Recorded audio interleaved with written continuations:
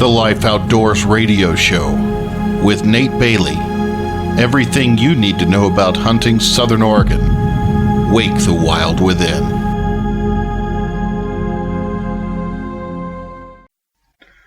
Welcome to another edition of the Life Outdoors Radio Show. Again, we want to remind you that you can see more of the Life Outdoors at lifeoutdoors.org, and that's with a Z on the end, thelifeoutdoors.org. We found ourselves in the middle of a snowstorm.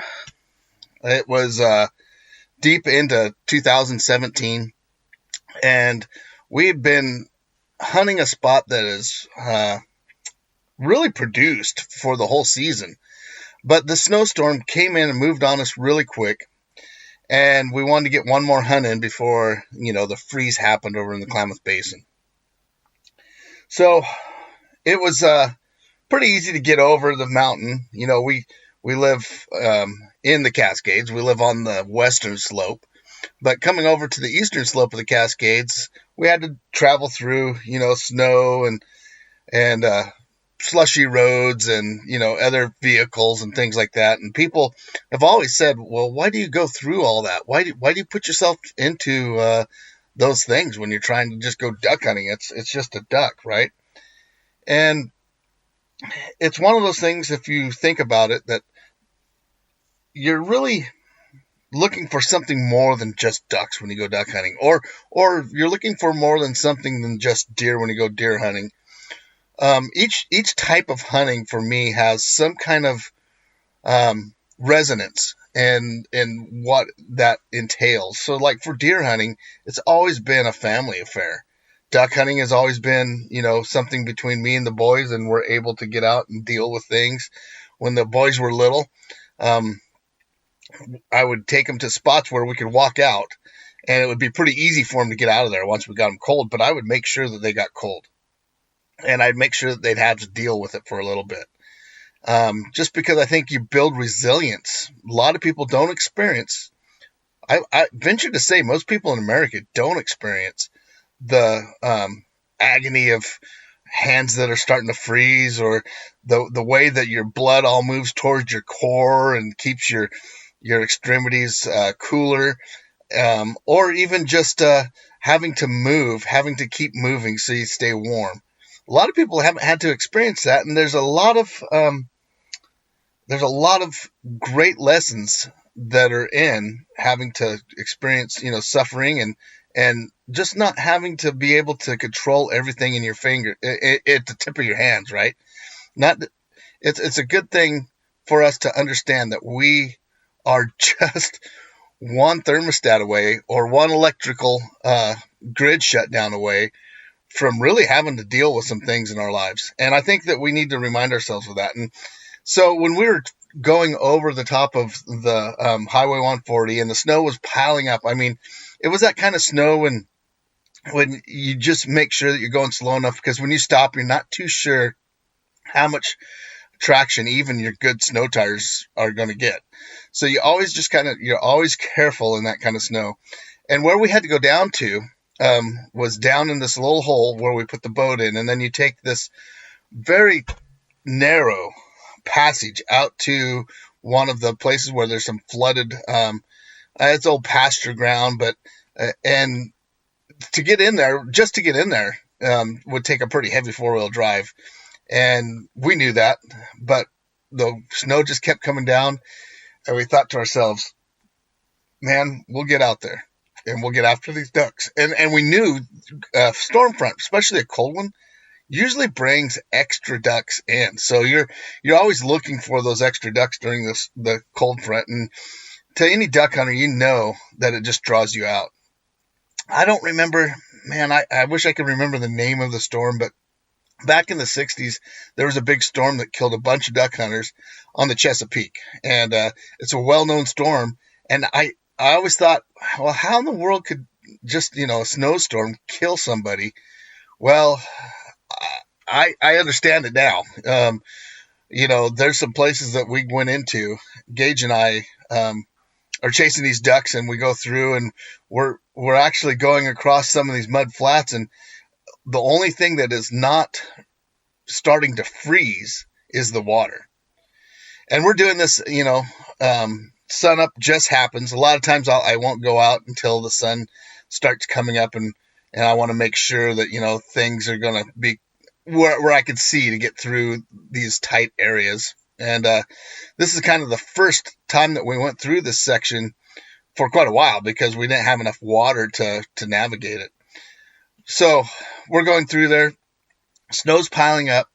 We look on our GPSs and make sure that we're stopping at the right spot, because to get into this field, you have to walk across the dike, and you have to make your way to a place because there's several ditches that are in there. This is all reclaimed farmland, and all these ditches were in there to provide water.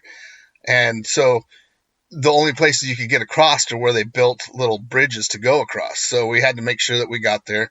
We're checking this on our GPS. We get there. Everything looks different because it's now covered in like 3 inches of snow. We go out, we find our spot, go across, and sure enough, it was full of birds. And they were all sitting and moving. So when these storm fronts come in, it seems like the birds get real antsy, and they sit for a little while. The snow kind of piles on them, pushes them around. They get up and move, thinking that they're going to find some better shelter somewhere else. And that's what was going on. And Gage and I, we get across the irrigation ditch, set out the decoys, get ourselves set up into a patch of tules. And the snow's coming down so hard that it's creating kind of a slush. The water is now turning to a slush, and it's not from freezing from the bottom up. It's just the snow is coming down that hard that the water isn't having enough time to melt it. And so every so often we got to go out, we got to knock the snow off the decoys, and we got to push the snow around, and we got to kick all the snow out of our hole, and we make circles so we can keep open water. And we were just loving life because we were about the only open water out there, and every duck that decided to look for some better stuff got up and moved. And it was and so we're the only place that has open water. And so that means that every duck was just landing in our decoys in front of us, and it was super easy to limit out. And we start, it's coming on to about 9:00 in the morning, and we're looking at like just getting our last couple ducks. And we look and we think, what in the world is going on? We start looking around, and it becomes eerie. I don't know if you've ever been stuck in one of those big snowstorms, not the ones that are blowing, but the ones that just have the big flakes parading down from the top, and they're falling down on top of you. And they're just starting to they put snow down really fast, and that's what was going on here. And it gets so quiet, it's almost like the snow muffles any kind of noise, and it became so eerie.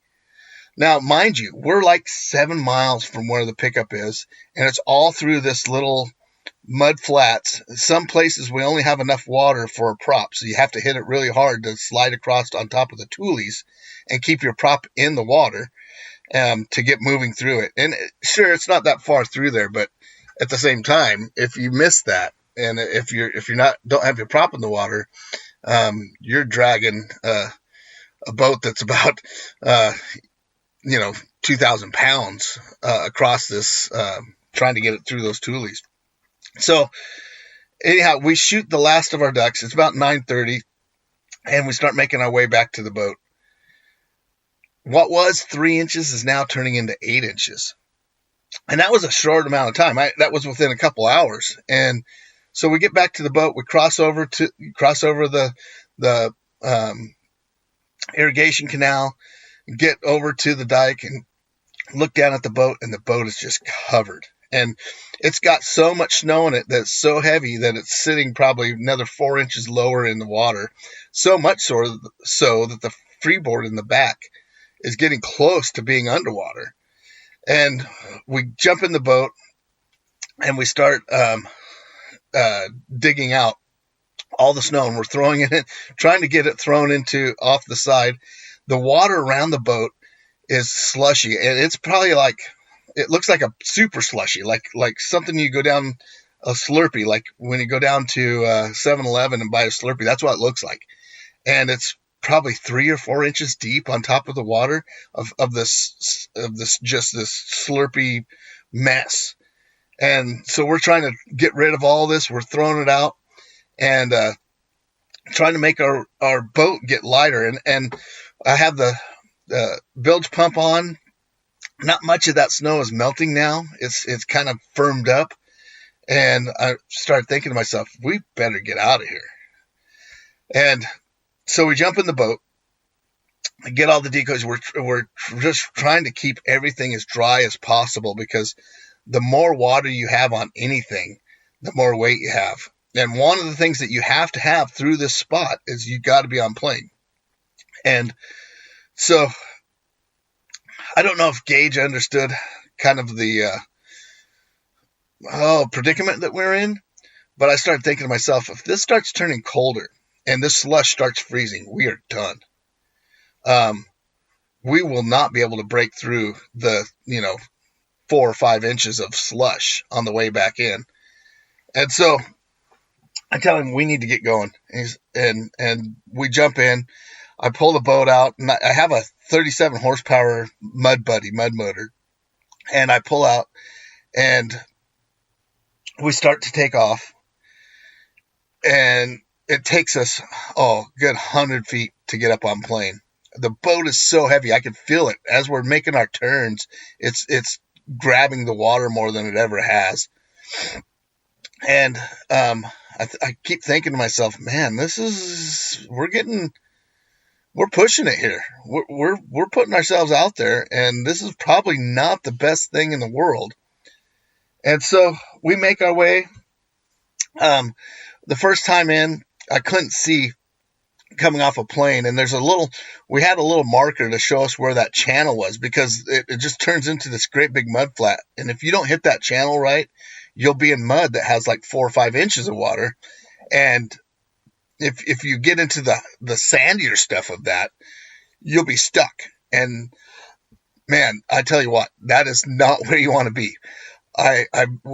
I've been stuck in the sandbars before with the mud motors, and they just don't dig in, and they don't want to move. So the last thing we need to do right now is we had to get off of that lake, and the last thing we need to do is get stuck in that sandbar.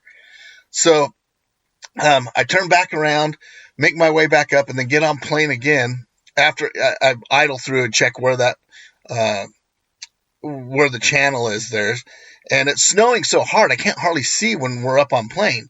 So that's how bad it is. It's like a whiteout. So I make sure I know where the channel is, and I go back into the deeper part, get back up on plane, and I start heading down towards the channel.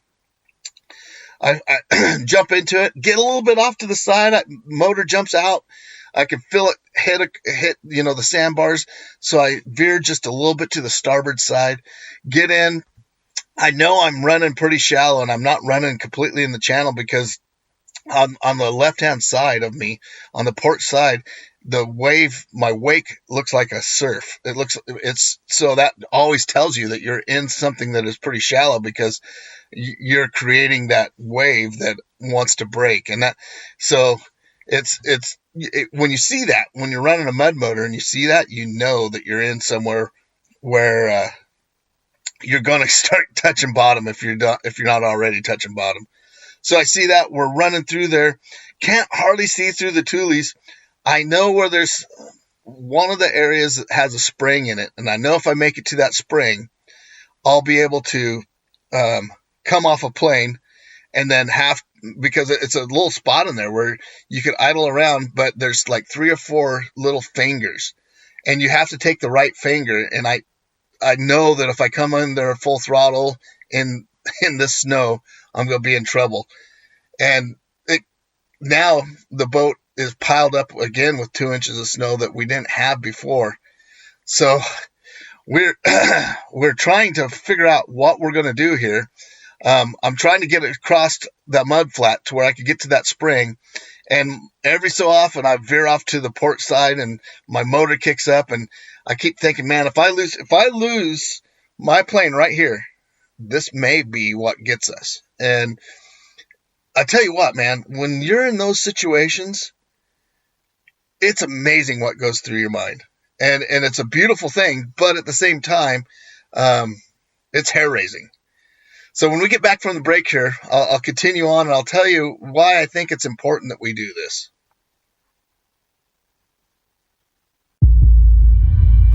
Hunting Southern Oregon.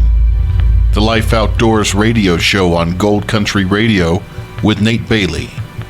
Keep it tuned right here for more ways to perfect your craft. Coming up next, Wake the Wild Within. Want to get your business noticed? Sponsor a show on KKFO Gold Country Radio on 103.3 FM and create awareness through on-air announcements, our online stream at goldcountryradio.org, and our podcasts that live on forever. Your message reaches a broad local audience while also targeting listeners who choose to tune in to the shows they love. Plus, we promote your sponsorship across our website and social media. For more information, email goldcountryradio@gmail.com. Call 541-238-6989 or visit goldcountryradio.org. Gold Country Radio, your message heard locally and beyond. The Life Outdoors radio show with Nate Bailey. Everything you need to know about hunting Southern Oregon. Wake the Wild Within.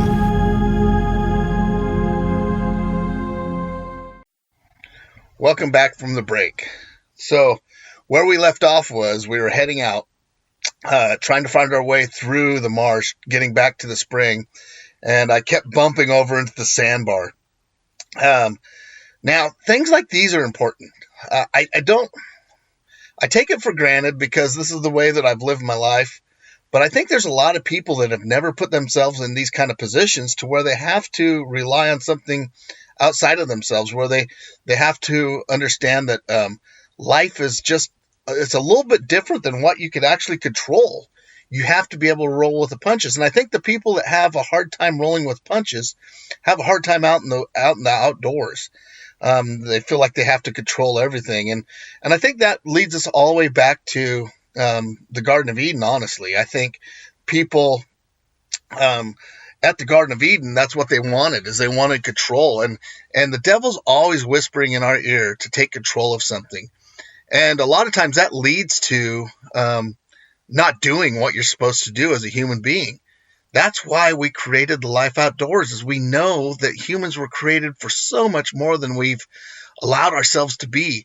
And we want to bring this to you. When we talk about speaking life in and through the outdoors, that's exactly what we're talking about. We're talking about living the true life that you were meant to live. God made us to be wild. And I don't mean that in wild as in we don't follow who Jesus is. We do whatever we want. He made us to be in the middle of the wilderness and to rely on him. And I mean, if the wilderness is maybe it's learning how to play a violin, maybe it's learning how to write a good book, but it's something stepping outside of your own control. And that's what we mean by waking that wild within, is to be able to do something that makes you not control it, but to go with it. And that's what wild is, right? I mean, you look at a garden that is well groomed, you're taking and you're suppressing the wild, but you have to do that by the way that those plants are going to grow. So you have to step outside of yourself to be able to do that. And when you look at the wilderness, you have to succumb to it. It doesn't succumb to you. And that's the big thing that we're trying to show people here, because we see something of God in that. When you actually allow yourself to be ruled by what he says, by his word and by his deeds and by the way that he shows you the world, that's when you start really living. That's when you start doing great things that are going to be they're going to have eternal impact, not just the here and now impact. And so that's what we're talking about here at the Life Outdoors. And that's why we put ourselves in these positions, is it's almost life to us. Here at the Life Outdoors, it is life to us. To have to go out and deal with these things is a big deal. It's intentional, And we do it because we know that that's what reality is. The fact that humans control things it's so fragile. This control that we have over the environment is such a fragile thing. And if we haven't felt that by some of the things that have happened in the past few years, all it needs to happen is we lose electricity, and 90% of humans would not know what to do with themselves. That's how fragile we've got. And that's because we rely on ourselves for control. We don't understand the things of what God has done. So getting back to our story here, we're looking at trying to get out. We're bouncing off the sandbars coming back. I'm making my way over. I'm squinting, closing one eye and squinting with the other just so I don't get my eyes full of snow. That's how bad it's snowing. If any of you guys have been over like around Fort Klamath during a whiteout, that's what we're in. And I mean, it's putting down an inch probably every 15, 20 minutes. That's how much snow is coming on. And so we're boogieing through. We make it to the spring. When we get to the spring, I come off a plane and I have to figure out, I got to orient myself. One of the reasons is because there's so much snow now that a lot of the tules are being pushed over. And you can't hardly tell where the tracks are through the tules. So we're looking around. I can see Gage. There's a little bit of worry on his face, but he's been with me enough through some hairy things that he probably has more trust in me than I do in myself, and which I don't know whether that's good or bad.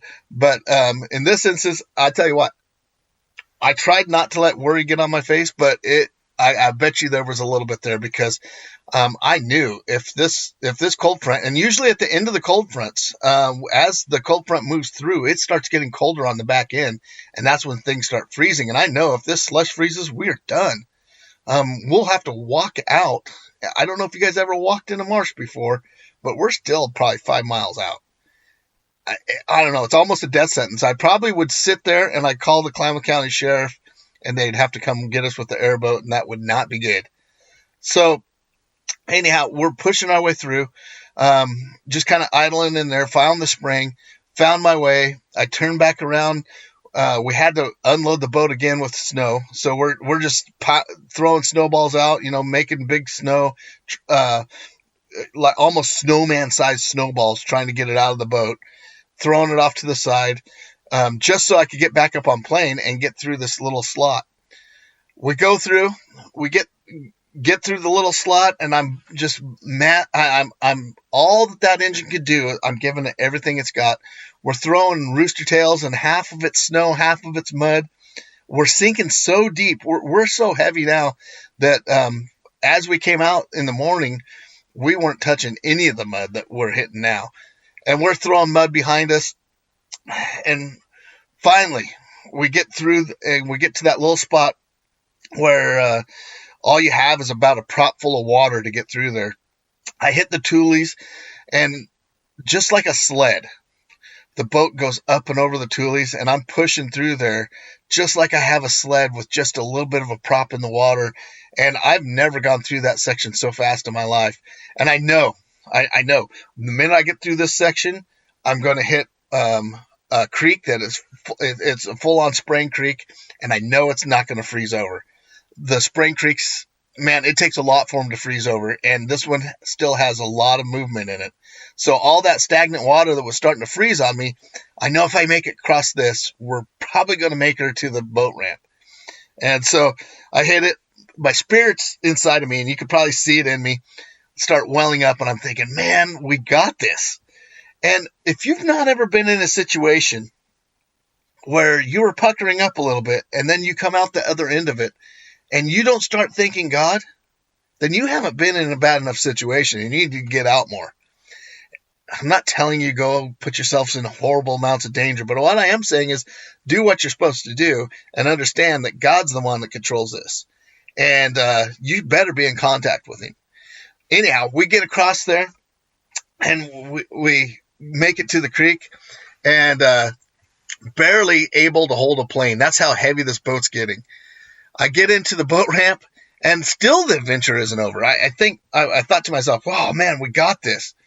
And I jump out, and thank goodness at the time we had FJ with lockers in it. I back down, put the trailer in the water, and as I'm backing down, I go back up to try to resituate the trailer, and sure enough, the FJ didn't want to move. It just sat there and spun, and I'm sitting on the boat ramp, and I'm thinking to myself, this is not good, because here I don't even have a boat on yet, and I'm sitting here spinning on the boat ramp. So I finally get it to move. I grab a shovel. We had a shovel with us. Grab it out of the back, and I try to get down to gravel where I can move. I'm completely off the boat ramp that's built there now, and I'm off to the side and trying to get in the gravel. I get in the gravel, and I go back and forth a couple times to clear my track. And again, just dealing with what I have, not trying to control it, And I go up and down. I get to where I got pretty good traction, and I get the boat on. And sure enough, I had to spin all four wheels, but I got out of there. Now, we have 2 miles of straight uphill to get out of this place. And once I got that boat moving, I moved it up to kind of a semi-flat spot. We tied it down, and I told Gage, I said, once we get moving here, I'm not letting off at all. We're just going to keep going. And he's like, okay. So we get in, we take off, and all 4 wheels are spinning to get out of there. And we make it. We make it up to the highway. And as we get to the highway, I saw that snowplow had already plowed once through. And we just keep moving. We keep pushing. And as we're pushing, I said, I'm not stopping. We got to break through that. So I break through. And sure enough, that snowplow was coming the other direction. And right then and there, I thought, oh, you mean I went through all of this and now I'm going to get whacked with the snowplow? He saw us coming from quite a ways, so he got over. But at the same time, the day was one of those days. And looking back on it, there were a lot of things that could have gone wrong that didn't go wrong. But at the same time, we were being pressed and we were being pushed and we were put in a spot that was hard. Why is this important? Well, I think it's one of the things that we have to understand about the way we are as humans. We try to seek comfort, and comfort's the thing that's going to get you in trouble.